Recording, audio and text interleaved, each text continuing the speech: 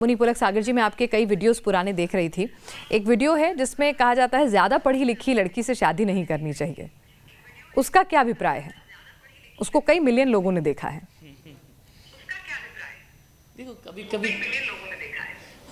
कभी क्या होता है कि ज़्यादा पढ़ जाते हैं तो आर्गूमेंट्स ज़्यादा हो जाते हैं, तर्क ज़्यादा हो जाते हैं। मैं ये नहीं कह रहा हूँ कि लड़कियों को नहीं पढ़ना चाहिए, पढ़ना लिखना चाहिए। मैं तो नारी शिक्षा का समर्थक हूँ।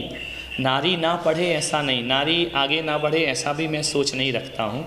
लेकिन कभी कभी आजकल क्या होता है कि तो शादियाँ बहुत लेट होती हैं, इतनी लेट हो जाती हैं कि उनके अंदर एडजस्टमेंट नहीं हो पाता है, एक दूसरे के प्रति समर्पण नहीं हो पाता है, तर्क के भाव ज़्यादा आ जाते हैं। कभी कभी आज के युग में देख रहे हैं कि लड़कियां बहुत ज़्यादा पढ़ रही हैं, लड़के कम पढ़ रहे हैं, तो फिर वो उनके अंदर अपने पति के प्रति सम्मान नहीं बच पाता है, आदर नहीं बच पाता है। और मैं सोचता हूँ कि शिक्षा से ज़्यादा संस्कार होना चाहिए, क्योंकि ज़िंदगी शिक्षा से नहीं संस्कारों से चला करती है। स्कूली शिक्षा तो कितने दिन की है, 10-12 साल की, 15 साल की। और आप भी जानते, मैं भी जानता हूँ कि स्कूल में जो पढ़ाया जाता है वो बहुत कम जो ज़िंदगी में काम आता हो। तो मैं ये चाहता हूँ कि लड़कियाँ संस्कारित हों, इसलिए लड़कियाँ संस्कारित हों। और क्या ये बात पुरुषों पे लागू नहीं होती? एक पति का घर जीना है और एक पिता का घर जीना है। ये पुरुषों पे भी लागू होगी, लेकिन पुरुषों का थोड़ा ईगो ज़्यादा हर्ट होता है और नारी थोड़ा समर्पण में जी लेती है।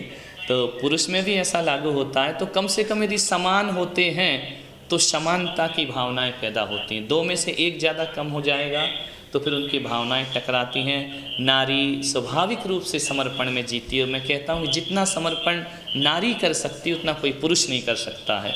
तो पुरुष में सहृदयता कम होती है, नारी में ज़्यादा होती है। तो मैं ये चाहता हूँ कि इतनी पढ़ी लिखी लाएं जो घर चला सकें, जो जीवन जी सकें, जो संसार को आनंदमय बना सकें, पैसे में, रुपए में, दिखावे में ना जाएं। इतना ही मेरा कहने का मतलब। यानी समर्पण की जिम्मेदारी सिर्फ नारी पर है। अगर वो ज़्यादा पढ़ लिख जाए और ज़्यादा कुछ अच्छा करे, घर का भरण पोषण अगर वही करने लग जाए तो वो सही नहीं है। नहीं, सही नहीं है, फिर टकरार होती है घर में। क्योंकि देखो, मैंने कहा ना कि पुरुष थोड़ा सहृदय कम होता है, उसका ईगो हर्ट ज़्यादा होता है, वो इतना समर्पण नहीं कर पाता है। क्योंकि वैसे भी कहो तो ये पुरुष प्रधान देश है। भले 21वीं सदी में नारी तरक्की कर रही है, लेकिन समर्पण तो दोनों तरफ होना चाहिए। मैं तो ये कहता हूँ कि साथ जब लड़के लड़की की शादी होती है तो 7 वचन होते हैं उनके।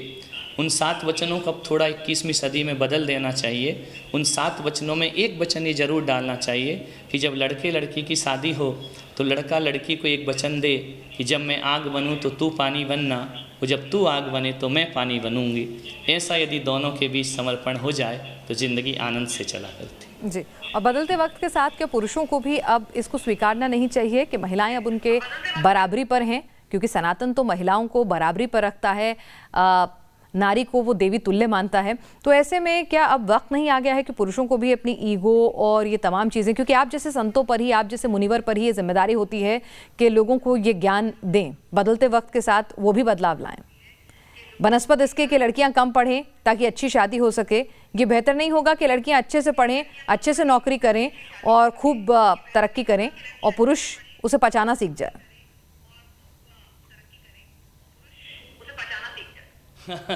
ये तो थोड़ा कठिन है, लेकिन इतना कम है कि लड़कियां अच्छे से पढ़ें तो लड़के भी थोड़ा अच्छे से पढ़ें, उनके लेवल के हों, अच्छे से पढ़ाई करें।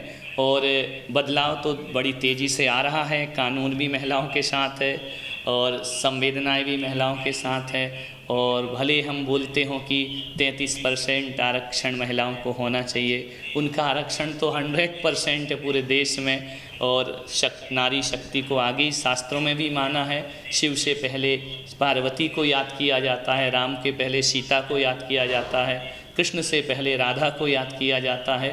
तो मैं कहता हूँ कि पुरुष में बदलाव आ रहा है, नहीं आएगा तो वक्त ला के दे देगा। और बहुत से लोगों में बदलाव हो भी रहा है, लेकिन जब दोनों अहंकार में होते हैं तो फिर बदलाव के रास्ते बंद हो जाते हैं। जी।